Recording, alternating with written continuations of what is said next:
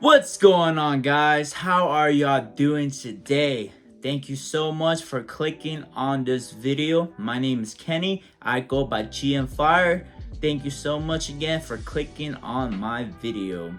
I just want to recap this weekend at the Dallas Car Show, July of 2023. Dallas Car Show happened this weekend, and it is 2 weeks away from the National Sport Car Convention in Chicago, Illinois. Overall, it was a great weekend.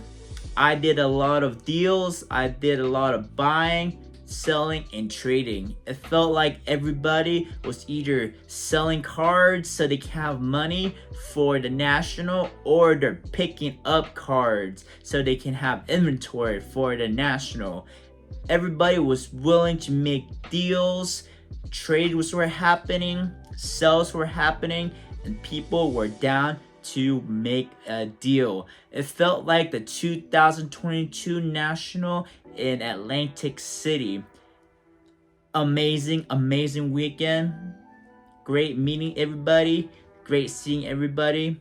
Everything was great until Sunday, the last day of the car show, where I was falsely accused of stealing a $200 sport card.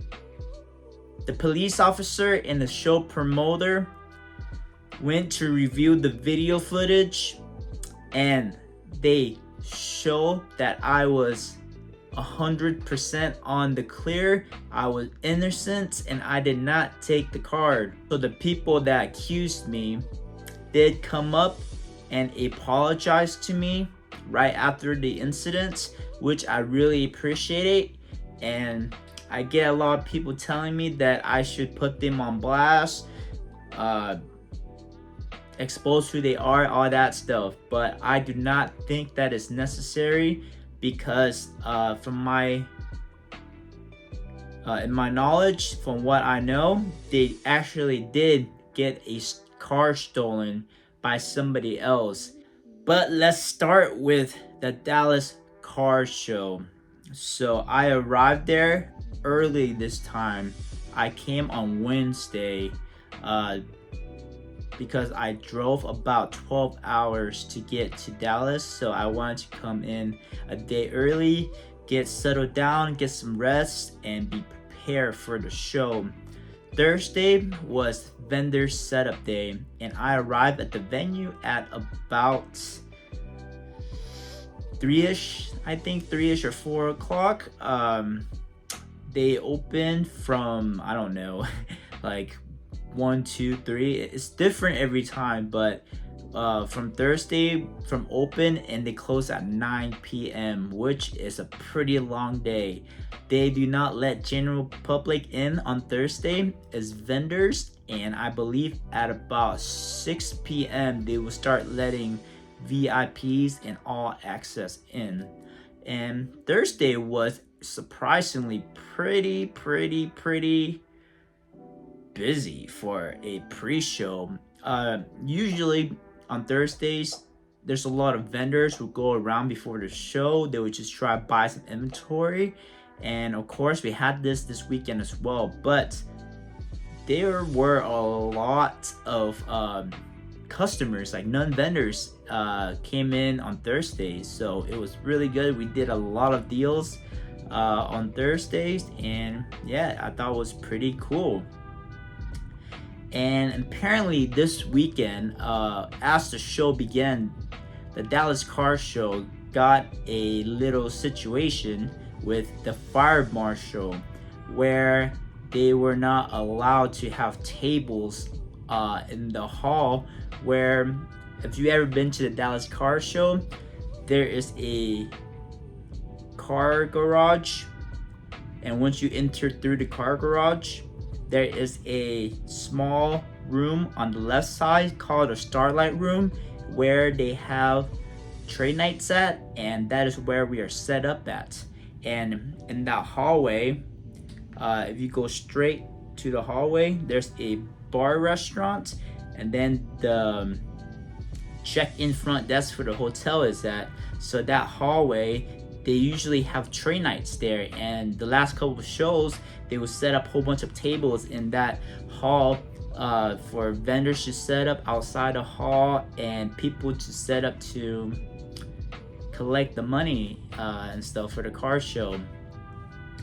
So apparently the fire marshal came in this weekend and said they're not allowed to have tables or people, too many people in that hallway now. So they had to take away all the tables, and I don't want to tell any secrets here, but they also took away the table where the people would sit in front and collect the money and make sure you were wearing a badge, make sure you were buying your tickets to get in the show. So basically there was no security guards basically to watch people in that room. So maybe that was why we were set up in the Starlight room, which was like the first room at the train night room.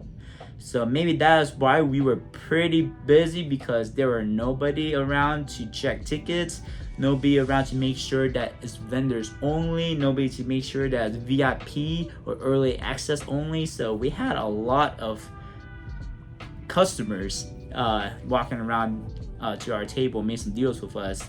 So that was pretty cool for us.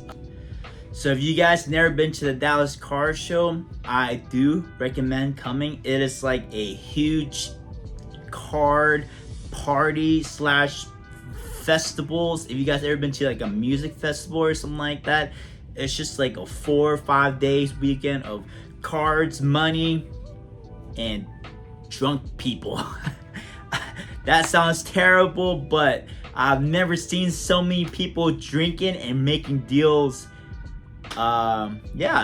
besides Dallas, because this convention center is attached to a hotel, and this hotel has like 3 bars and a lot of restaurants. Yeah, they have like literally right across the street, it's like a shopping center. There's like tons of restaurants around, like PF Chang's, Cheesecake Factory, pizzas, really good pizza, Starbucks, everything across the street. And there's like food market, beer. Like, it is so easy to get alcohol here. I apologize, I don't want to be snitching or anything, but it is so easy to get alcohol at this show. Of course, you gotta be 21 or older to drink in America, so make sure you're not doing anything illegal. But as that said, it is very easy to get alcohol. People will walk around with like coolers and have beers and shots. If they're setting up at tables as a vendor, you can walk by and get a shot with your cards. It is hilarious how many drunk people are around, but it is also annoying sometimes, because people that can't handle their alcohol or just don't know when to stop, they'll be drinking all day and they'll just be like a drunk buffoon all weekend, especially at train nights. So say the car show starts at 8 o'clock, okay, for the vendor to come and set up 8 o'clock, and then the show ends at say 6 o'clock. After 6 o'clock, that's when train night starts until like 3 a.m. or whenever the last person decides to leave. So throughout that time, it's gonna be like a 15-16 hour day, right? And the guy will be drunk for 16 or 15 hours. And I had some deals where I was trying to make a deal with this drunk guy, and he was clearly like drunk, like he was gone drunk, and like he tried to take one of my card. I'm like, dude, that's my card, don't play around like that. Like, he literally tried to put my card in, like, we were trying to make a deal for one of my card. He literally tried to take it and put it in his like case before like we even did anything. I'm like, hey man, don't play like that, that's not cool. But you gotta set them straight, you know, don't let them get away with stuff like that. Some people just use being drunk to do whatever they want to do. Also seen guys that passed out in the middle of train nights. So it was hilarious. But yeah, be careful going to Dallas Car Show. Watch out for the drunkies. But the Dallas weekend was awesome. So my opinion of the Dallas Car Shows the last couple of times is one of the biggest car show that is not the national, and it is a great place to sell high-end cars. Dallas Car Show has so many different cars, so many high-end cars. You can probably find 90% of like the high-end cars at Dallas Car Show. Besides the national, this is probably one of the places where you can find basically anything. And with that said, there's so many high-end cars around, and a lot of the vendors here with high-end cars, they don't price their cards, so they just say crazy numbers, in my opinion. Because a few times I asked some vendors about like, well, maybe it's like a really rare card, I have no idea, but I know it's not like a one of one or a like logo man or anything like that. But like, I asked them for numbers, and they would like to say stuff like 100. I'm like, well, 100 what? $100,000. Like, what? People that like to say a number without like the full number, say like some guy says 35. Am I supposed to know that if it's $35, $3,500, 35,000? Like, am I supposed to know that like this guy, he was like, I asked him about a Jordan insert card. It was like a BGS 8 or something like that. And I asked him like, how much do you want for this? He was like, 12. I'm like, I don't know. It looks cool. I don't know anything about Jordan insert, but 1,200 seems a lot. He's like, no, 12,000. I'm like, what? 12,000? Holy crap! I'm like, okay. Maybe it could have been worth that much, but I don't know. That's just like one of the annoying things I hate about people at like big car shows that don't price their card. Like, just say the full price, man. Just say like, why are you saying? You're just making things complicated. And also, people that don't price their cards get mad when people keep asking them what the price of the card is. Like, they get annoyed. I'm like, if you get so upset when people ask you what the price of your cards are, put the price on your card. It's not that hard. And I get people saying they're like, what does it matter if they have prices or not on their card? You gotta look up the price anyways. Well, yeah, but does it matter if I look up the card and the card is like $500 and they want $5,000 on it? Yeah, like, having a price will save everybody time, the vendors and the buyers time, because if they're too high on something, the buyer can know right away without having to have a 5-minute conversation, and then the vendor wouldn't be upset because the people keep asking them the price of the same card like 30 times throughout the day.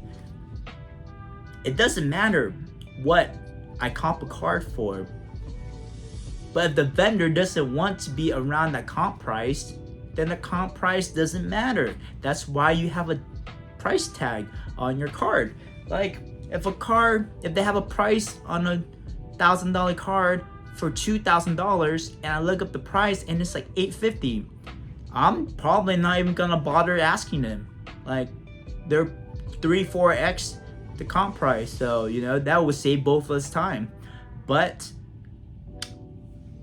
sometimes I get it. Sometimes people don't like prices because they can get away with getting a good deal, because prices does change, and people people comp their cards like 6 months ago and maybe the price went up.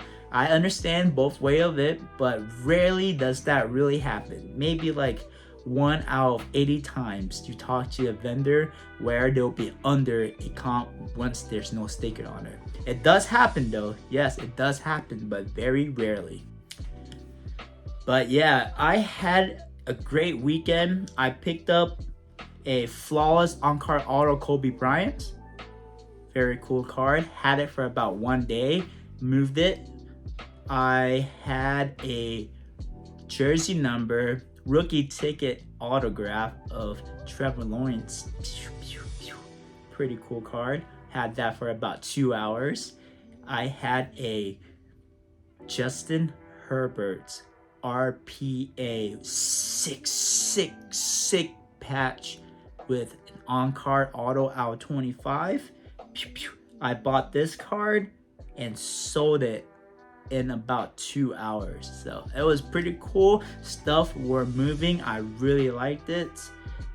I actually moved most of my big cards. I actually don't have anything that big anymore. So I don't know how this is going to work in Chicago, because I moved a lot of my tray baits, and yeah, I moved most of my big cards by Saturday. So that was why on Sunday I came in and I was in a mission to buy cards. I was walking around on Sunday trying to buy inventory, but while I was trying to buy, I had a very embarrassing situation that really upset me, made me mad, and kind of made me sad. I'm not gonna lie, it was a lot of emotion. I was trying to do a deal on Sunday in the main room of the Dallas Car Show, and I was approached by a police officer. He wanted to talk to me, and I was inclined to do so. I was like, okay, what's the problem, officer? And then these two guys came out of nowhere and just started to accuse me of stealing a card. So this is what I remember of the incident. They came up to me and they were saying, "Give me back my card, give me back my card, give me back my card." And I'm like, I was shocked, I was confused, I didn't recognize these guys at that moment. I was like, what are you talking about? And then he was like, "You stole my card, you stole my card." I'm like, no, I didn't, dude. I think you got the wrong person. And they were like, "Yeah, we saw you stole the car, you put it in your pocket. We have like video evidence and stuff like that." I'm like, no, you don't, because I didn't take anything. What are you even talking about? And then he would start saying that, like, "You stole my big flawless card, you stole my big flawless card." And at this moment, I got confused. I was like, whoa, what are you talking about, man? The only flawless card I got this weekend was my Kobe Bryant flawless card, and that was like a $3,000 card. And I definitely did not steal it, because I have a video of me getting the card and moving the card. So that was what was in my mind when that happened. I'm like, dude, what the heck? And I didn't recognize these two guys. I didn't see their vendor badge. I think they one of them was wearing it, but I didn't see the vendor badge, because there was two guys. The friend was facing me, I was facing the friend, and then the accuser was on my right. So I didn't really look at the guy on my right, but the guy on my right did have a vendor badge. But I think the guy I was looking at, his friend, he didn't have a vendor badge. So I was like, are these random people that just like accusing me of stealing a card? Like, what the heck? I didn't know what they were talking about. And then the accuser on my right, he said, "Yeah, you stole my flawless Sabonis card." And I'm like, Sabonis, who is that? And then I found out it was the Sabonis. He's the center for the Sacramento King basketball team. And this is when it hit me again, because an hour earlier, before I went back in the main room, I started walking around the main room to buy some more cards. and I went up to these guys' table. They were set up with no showcases. They just had a whole bunch of cards laying on their table, and then I tried to make a deal for the Sabonis card. It was a flawless patch auto out of 20, and he had a $200 price tag on it. And I looked at the comps. I pulled out my phone from my pocket, look at the comps, and there's one sold recently. There was out of 20. The one I put up was out of 10, half the serial number, and it sold for $150. So I showed it to them. I'm like, hey, this one's out of 10 and it only did 150. Could you be, lower on your price on your 20? Would you be at like 120 or something on it? And he said no. Okay, and then I just moved on. So back to the incident. He was saying that I stole his card, and apparently they had video footage of it.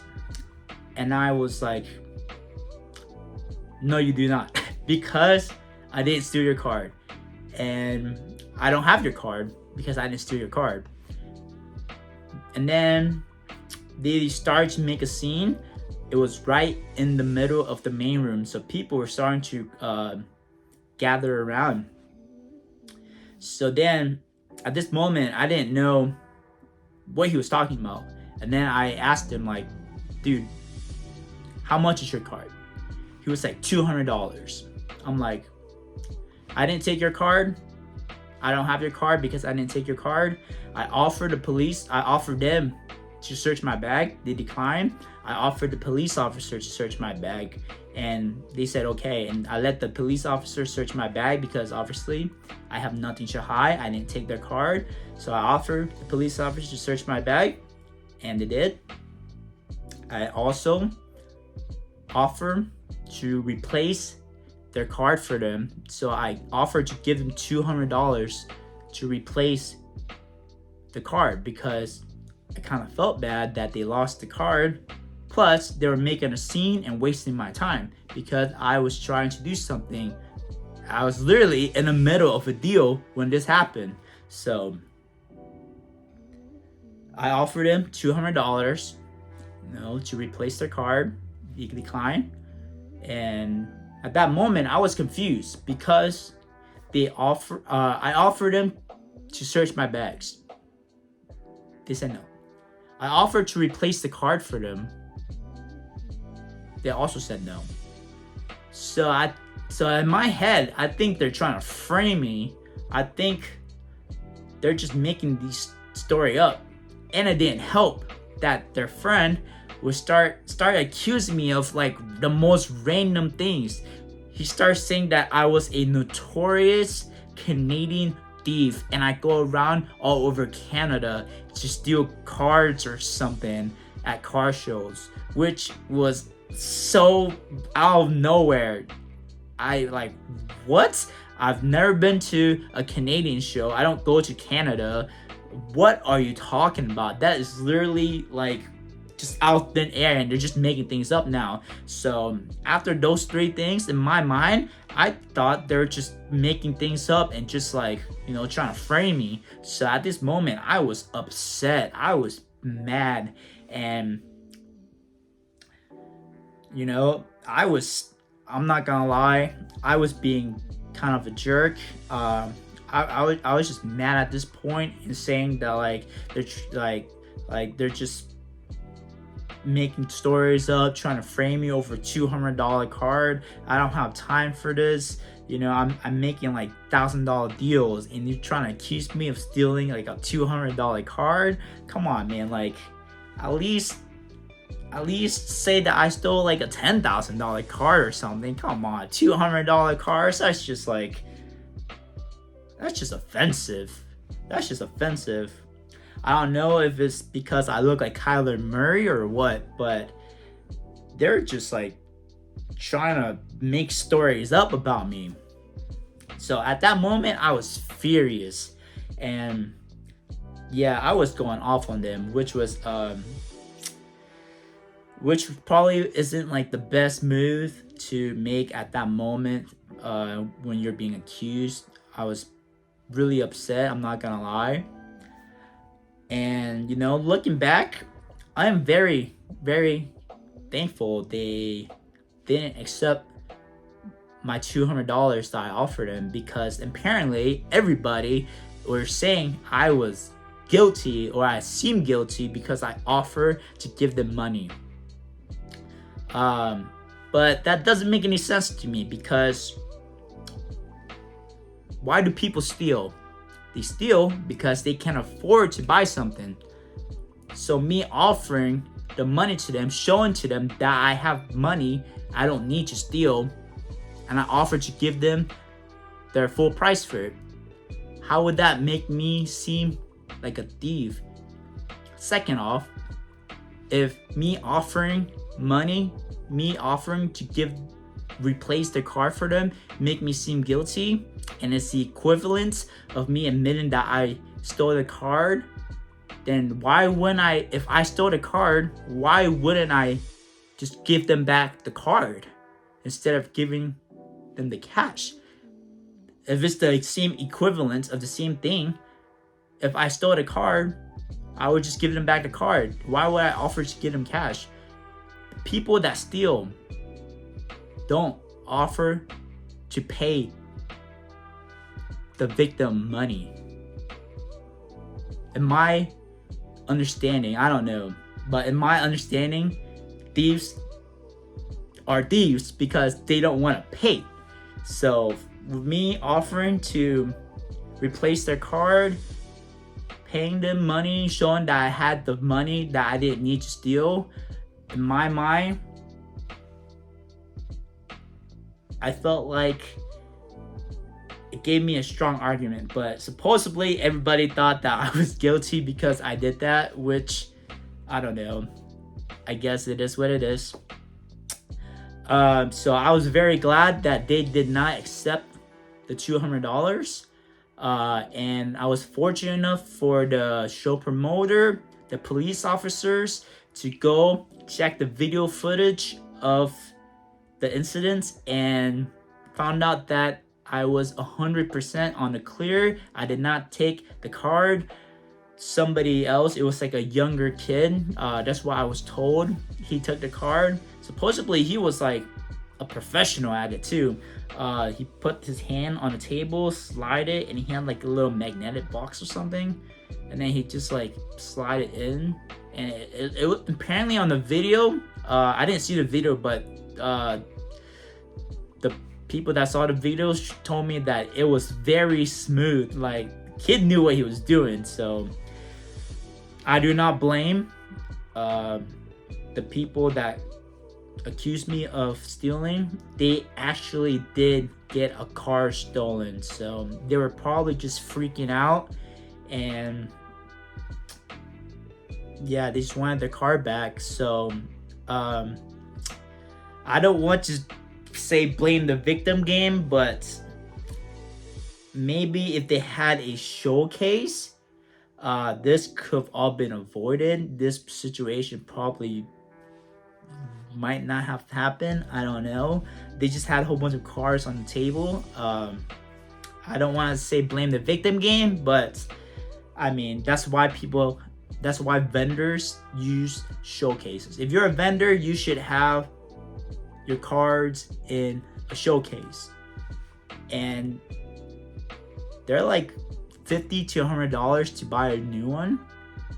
Just depends on the size, of course. Or you can just rent one at the Dallas Car Show for I think like $20-$30 a weekend. So I don't know. I'm not trying to say blame the victim game here, but maybe use a showcase next time so this wouldn't happen. But so apparently the reason why I was accused, because I was there trying to buy the card, right? And of course I had my phone in my pocket, so I would pull out my phone and now check prices and stuff like that, and I put my phone back in my pocket. And supposedly they didn't watch the whole video before accusing me.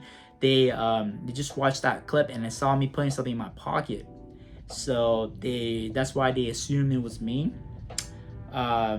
But you know, everybody has a cell phone. Everybody puts their cell phones in their pockets, take it out, put it in their pocket. So But the video footage showed that I looked at the card, I put it back on the table, and I walked away because I didn't even go far. I went to their left and their right, and I made deals with both of their neighbors. So I don't know. They seemed really upset when they came up to me. I'm not saying that might be one of the reasons why, but they were really upset when they came up to me.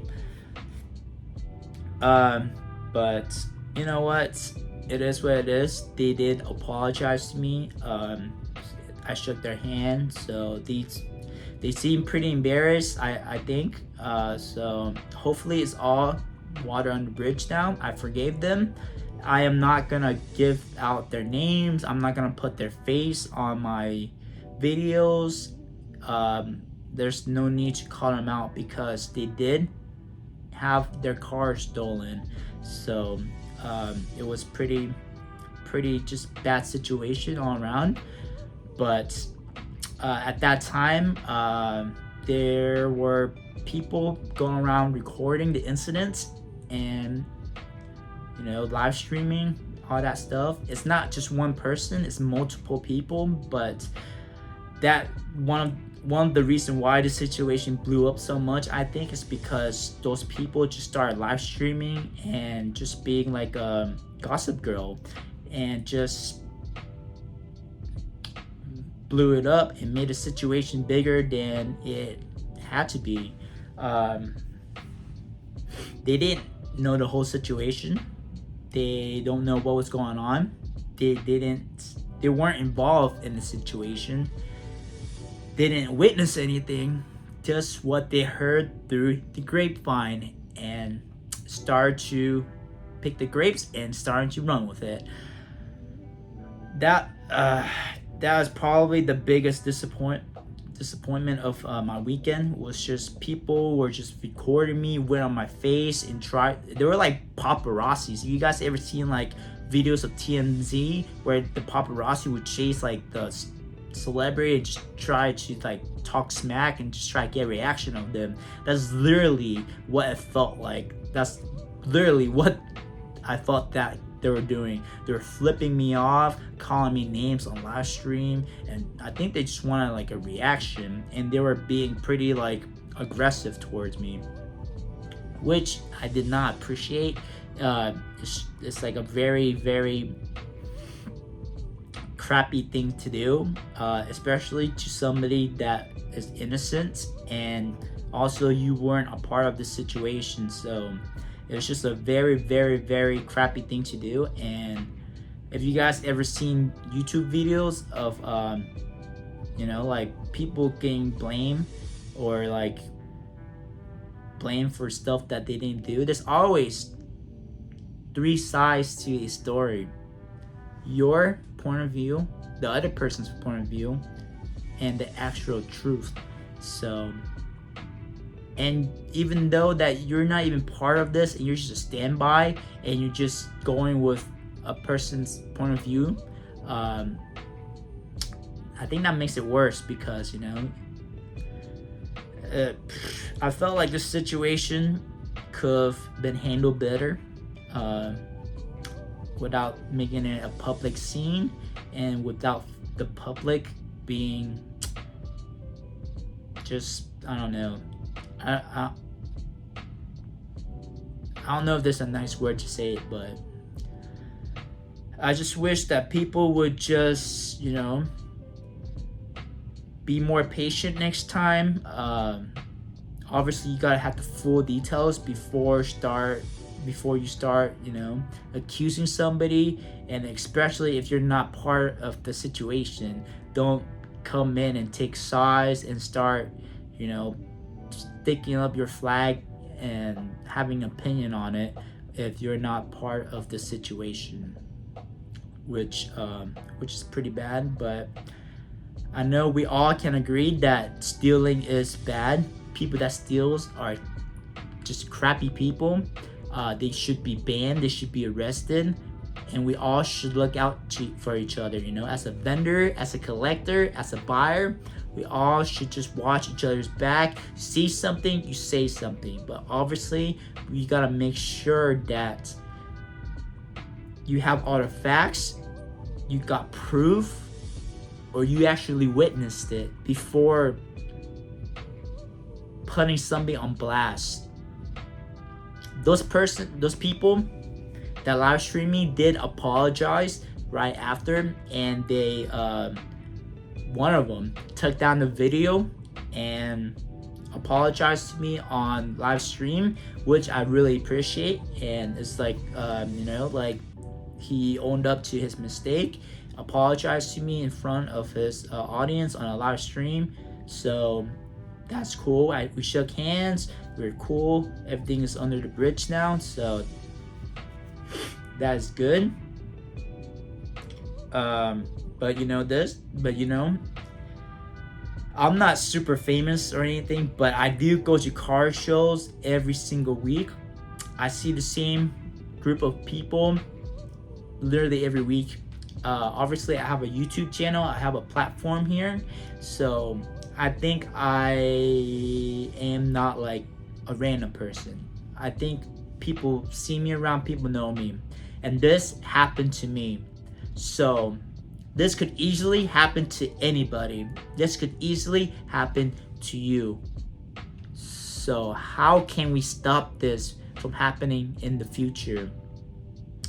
Obviously,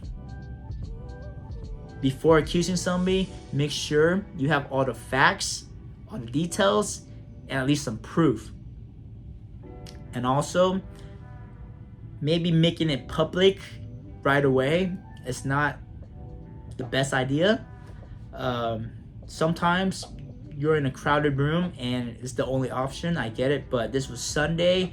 They could pull me to like the side or something, but they just made me stand right in the middle of the shows. And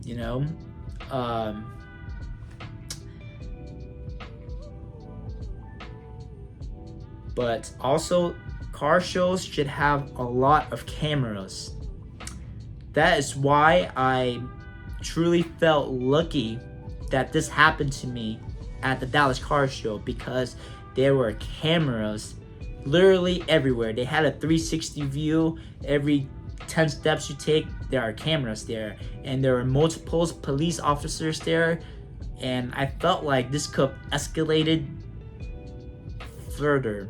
And I was glad that the officers were there to de-escalate the situation. So I'm very thankful for that. And of course, I'm very thankful for the Dallas car show for having cameras everywhere.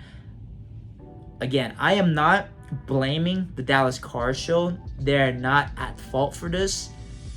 They did exactly what they should have done. They did exactly what we, as a vendor, or as somebody that, if you get your car stolen, they did exactly what I would have wanted if I got my car stolen. So there's no blame on them. They're just trying to figure out what happened, hopefully get the car back for the thief, all that stuff.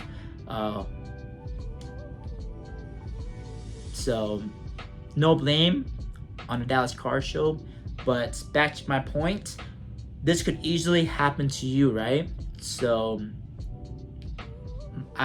obviously there's no like solution to this, but I've asked a few people like, what happened if something like this would happen to you, and they just say, lawyer up, just find a good lawyer. Hopefully, thankfully we didn't have to go that far and everything was resolved. So, but I've been thinking about getting like a GoPro or like a mini camera, like a body cam like the police officer have, and just have it on your body if you go to a lot of shows or something. For me, I think it might be necessary, especially after this situation. So I might have to invest in a body camera. Plus, it would be good footage of me like doing in action in like deals and stuff. So that might be cool. I'm gonna think about doing that. Also, car shows, I know it's pretty expensive, so it's probably not gonna happen, but have more cameras around, The more cameras, the better, the less confusions, because this was all over a $200 card.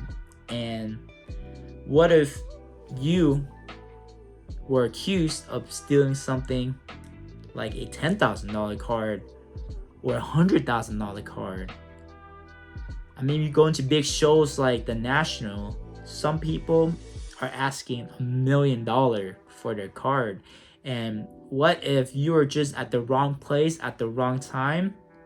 You walked by a table, looked at this beautiful card, and then you turn around, and then you go to the next table, and then the guy pulled you over and said their card is missing, and you stole their $1 million card.